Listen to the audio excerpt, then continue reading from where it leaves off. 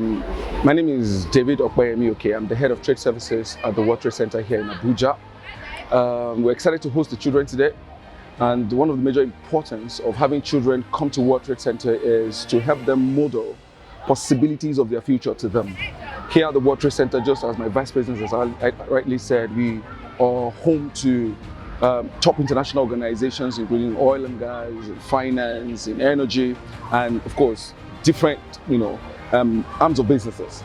So coming to the World Trade Center today as Children's Day is to model possibility to them, for them to see what is possible in their future, for them to also understand what is happening here at the World Trade Center, the work we do around facilitating international trade. We are sure and we know that children are strategic partners to the future we are looking to build as a country and as a continent.